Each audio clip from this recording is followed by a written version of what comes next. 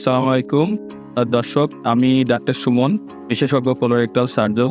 বর্তমানে কর্মরত আছি ঢাকা মেডিকেল কলেজ হসপিটালে এবং আমি চেম্বার করছি ধানমন্ডি 7 মসজিদ রোড ইডেন মাল্টি কেয়ার হাসপাতাল। আজকে আমরা যে বিষয়টা নিয়ে কথা বলবো সেটা হচ্ছে কোলোরেক্টাল সার্জারি বিষয়টা আসলে কি এবং একজন কোলোরেক্টাল সার্জনের কাজ। কোলোরেক্টাল সার্জারি এই নামটাই আসছে কোলন বা বৃহদান্ত্র এবং মলাশয় বা রেকটাম থেকে, অর্থাৎ চিকিৎসা বিজ্ঞানের যে শাখাটা কোলন বা বৃহদান্ত্র এবং রেকটাম বা মলাশয় এবং তারপরে যে মলদ্বার রয়েছে এই অংশটা নিয়ে কাজ করে সেটাকেই বলে কোলোরেক্টাল সার্জারি। আর যে চিকিৎসক এই অংশের রোগ নিয়ে কাজ করেন, চিকিৎসা পরামর্শ দেন, চিকিৎসা করেন, অপারেশন করেন, বিশেষ করে অপারেশনের সাইডটা দেখেন, তাদেরকে বলা হয় কোলোরেক্টাল সার্জন। শরীরের এই অংশটাতে কমনলি কি রোগ হয়, যেমন বৃহদান্ত্র বা কোলনের কথা যদি আমরা চিন্তা করি তাহলে এখানে প্রথমে আসে পলিপ এবং ক্যান্সারের কথা। এইটা সবচেয়ে বেশি হয় এবং এটা নিয়ে আমরা সবচেয়ে বেশি কনসার্ন। এছাড়া কি হতে পারে, ইনফেকশন বা ইনফ্লামেটরি কিছু ডিজিজ, যেমন ইনফ্লামেটরি বাউল ডিজিজ বা আলসারেটিভ কোলাইটিস, যক্ষা রোগ বা টিবি রোগও কোলনে হয়। এছাড়া অন্যান্য আরও অনেক রোগ হতে পারে, তবে মোটা দাগে এই রোগগুলাই common.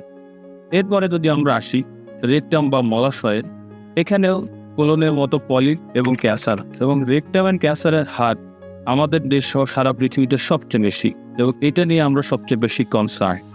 Cancer, polyp, infection, inflammatory disease ছাড়াও এখানে হতে পারে কি যে রেকটামটা পুরোটাই অনেক সময় বের হয়ে আসে, যেটাকে আমরা রেকটাল প্রোলাপস বলি মেডিকেলের ভাষা। রেকটাম বা মলাশয়ের পরে রয়েছে শরীরের অ্যানাল ক্যানাল বা অ্যানাস। এই অংশে অনেকগুলা রোগ, এর মধ্যে সবচেয়ে কমন হচ্ছে পাইলস, ফিস্টুলা, অ্যানাল ফিসার। এছাড়া এখানে ক্যান্সারও হয়। এগুলোর পাশাপাশি এর থেকে একটু পাশের আরেকটা ডিজিজ হয় পাইলোনিডাল সাইনাস। এগুলো সহ অনেকগুলো রোগ হয়।